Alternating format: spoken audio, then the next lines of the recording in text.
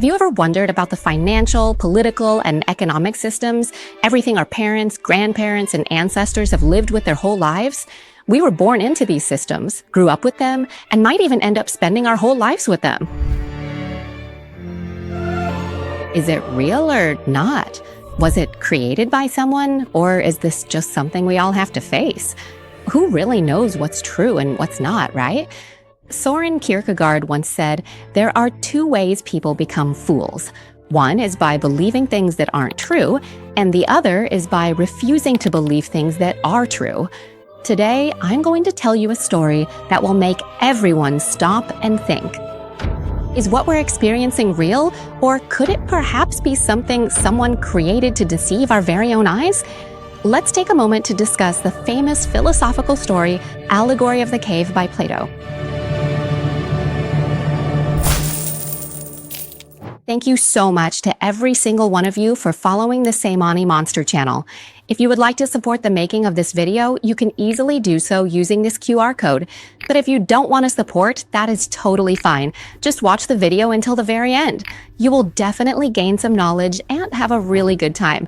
So let's get started right now. Once upon a time, there was a group of prisoners who were chained up deep inside a dark underground cave. Inside this underground prison, there was no moonlight or sunlight at all. The only thing they could ever see were the flickering shadows reflected on the far wall of the prison. These shadowy images, which told various intricate stories, were carefully created by the prison guards. Yes, the guards had all sorts of different props, whether it was the moon, the stars, or many different animals, to put on elaborate shadow plays for the prisoners to watch. In Plato's famous story, The Cave, he shows us this entire scene from a side view, so that we can look at it as outsiders looking in. If we look from the side, we'll see that at the very back is a huge bonfire. Next are the guards holding props to put on the shadow play. Then comes the wall, and after that are the prisoners, chained up but sitting there enjoying themselves, watching the shadow plays put on by the guards. But this is the perspective we see as outsiders. But what if we were the prisoners? They're sitting in front of the wall, and what they see is only the shadow play that the guards put on for them. Looking at it this way, many people might wonder, why are these prisoners, who are chained up, locked away in the dark, and being tricked into watching fake things on the wall, why do they all look so indifferent? Sometimes they even seem cheerful, content, and happy. They don't seem to want to resist or try to escape the prison at all. They just sit there quietly with their chains. How is that possible? Well, it's because this group of prisoners was born into this way of life, grew up in this cave with these chains, living their lives in this dark cave. And importantly, their grandparents and parents also grew up and lived in this cave for generations. That's why not only do they not resist or question anything, but they don't even think to doubt who they are or what they experience every single day. So the reason they believe in all of this is because everything that happens is simply because they were born here. So they believe completely that what happens and what's around them is real. But in Plato's story, it's told that one day, one of the prisoners actually manages to climb out of this underground prison. He climbs up to the world above, into the bright light. But the moment this prisoner manages to get out of the mouth of the underground cave and sees the bright world for the first time, what he feels is that the sunlight is so blinding and painful to his eyes that he can hardly stand it, because he spent his whole life in darkness. More importantly, when he sees wow, colorful butterflies flying nearby, flowers blooming, he feels like everything is just a hallucination, and he feels like it's not okay, it's uncomfortable, it's not him at all. He just can't adjust. What he sees are all these vibrant colors, so different from the dim, shadowy shapes he's seen his whole life. There are the sense of nature, the tender grass that seems so soft and gentle, and the breeze lightly brushing his face. He can't even tell if it's something amazing or if it's just messing with his mind. He finally got to experience all of this, but the heat and strangeness he felt at first didn't last long. Eventually, his body started to adjust. Let me tell you, once your mind is open to something new, there's no going back to the way things were. The mind, once open to a new idea, never returns to its original size. In the end, the third prisoner who managed to escape from the underground prison began to adapt. Bathed in bright sunlight and warmth, he started to relax and enjoy the freedom. It just felt so good and comfortable. He began to look around, gazing at the sunlight reflecting off the surface of the water, and slowly listened to the sounds of nature all around him. Then, the next thing that came to his mind was, something this good has to be shared. He had to go back and tell his friends who were still in the cave. Thinking this, the prisoner who had gotten out quickly climbed back into the cave. When he found his friends inside, he told them everything he had experienced. Like, guys, it's amazing out there. It's like this and that. The outside world is so bright. The sunlight is like this. Butterflies look like this. And fluffy rabbits are like this. Everyone was amazed by the stories he told after making it back in. They were all like, whoa, really excited. He kept telling them everything, but in the end, the people in the cave just said, "You've lost your mind." And no one believed the person who had actually gone outside and seen the real world. That's because they were the majority, right? Only one person had gone out, but most people had never left, never seen, and didn't know what the real world was like. So they didn't believe him. This just goes to show that even if what you're saying is true, no matter how true it is, if the people listening don't have an open mind or don't want to believe you, then you'll just be seen as crazy day in and day out.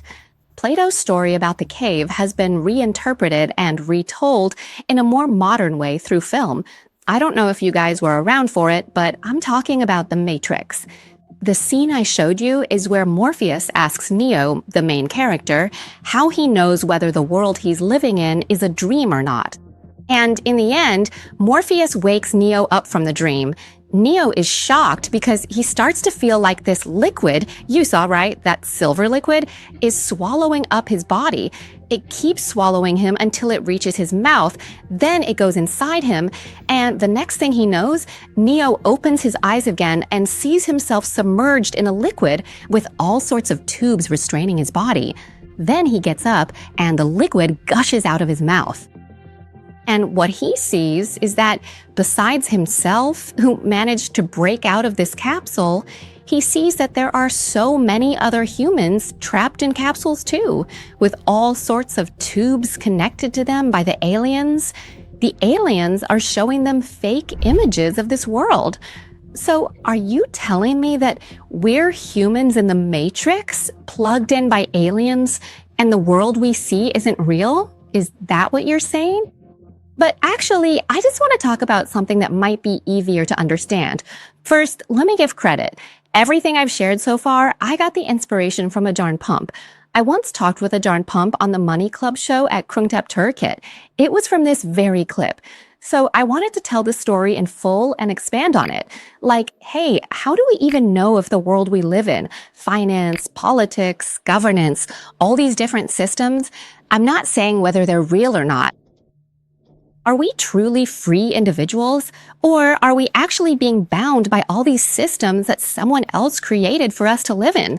How is it possible that just 1% of people in this world get to enjoy being ultra wealthy with massive amounts of money, while the remaining 99%, which is billions of people, are struggling in poverty, barely able to find enough to eat? Or, if they manage to move up a bit, they just become part of the working class, are barely scraping by, working themselves to the bone their whole lives, yet never have any savings left. Why is it that they just keep getting poorer and poorer? And what about the middle class? Why is it so hard for them to move up and become wealthy? Is something keeping them locked in place? We're all just too small to see the whole picture of the system on our own.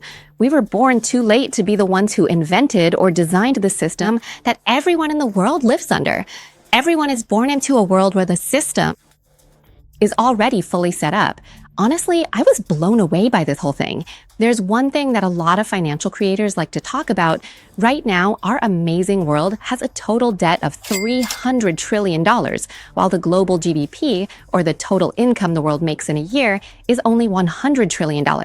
How is it possible that the world has 3 times more debt than income? Who are the creditors? But maybe the question of who the creditors are isn't something we really need to know in detail. Will this ever get paid back? Let me tell you about this. When I started reporting on finance, I also covered stories about bonds issued by big companies, right? Earlier this year, there was an issue where some bonds defaulted. They couldn't pay back the debt. So I asked my editor, hey, when these big companies issue bonds, when it's time to pay back the debt, do they just refinance? Like, is it similar to when we take out a mortgage and then refinance with the bank? My editor told, no, they don't call it refinancing. They use the term rollover.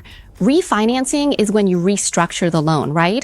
Like you lower the interest rate or make some adjustments so you can keep making payments. Basically, you keep working to pay it off, but the interest rate changes according to what you negotiate. You negotiate with the bank, that's right. But rollover means issuing new bonds to pay off the old bonds that have matured. In this system, it's actually pretty rare for any big company to use their profits or earnings to pay back bond debt. What they usually do is roll over, issue new bonds to pay off the old ones. I'm telling you about this system because it's not just done at the company level.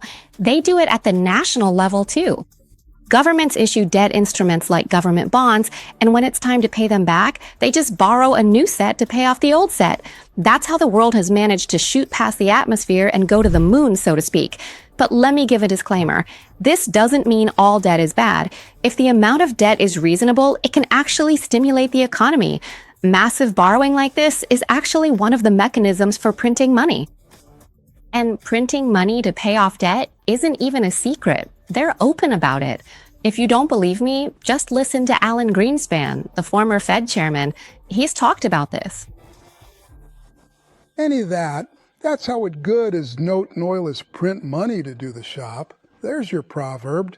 Be very up. The flow, this means that the money we or anyone else works so hard for, pouring in our effort, labor, and sweat just to earn, is really tough to get, right?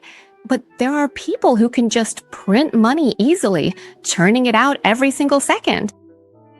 The money that's being printed, this is the main culprit that erodes the value of the money we've worked so hard to earn. This is called inflation. And if you want to know just how often and how fast money is being printed or borrowed, let me give you an example. The US debt clock. The point is to look at the speed and intensity at which the debt is rising. It's even faster than a split second. The money being printed isn't backed by any assets at all. There's no money, nothing backing it. What's backing the newly printed debt is just another pile of debt. Inflation, a word we hear all the time, and it might sound ordinary, but it's actually extremely serious. Believe it or not, the mighty Roman Empire of the past collapsed because its own emperors debased their silver coins by reducing the gold content in each coin to produce more money. In the end, the Roman Empire fell because of inflation. The evidence of the damage caused by inflation and the massive injection of money into the system, which everyone has already experienced firsthand, was during the recent COVID period. The massive thing called QE, or quantitative easing, is when huge amounts of money are pumped into the system. The ones who get rich are the big companies whose stocks skyrocket, but the people who are affected and end up staying poor are ordinary citizens who suddenly find themselves without money, having to withdraw their savings just to get by, and end up being poor for the long haul. The only way for us to survive this is to understand that government money, or fiat currency, might not be the best asset to lead you to a peaceful or wealthy life in the end. You need to put yourself on the same side as those who benefit from the government system, which means investing and choosing to invest in quality assets. Or you might need to hold assets like gold or Bitcoin, but make sure you study them thoroughly before getting involved. And if anyone listens to this clip and wants to shout out loud, sin, well, that's okay. You can say it. But it's true.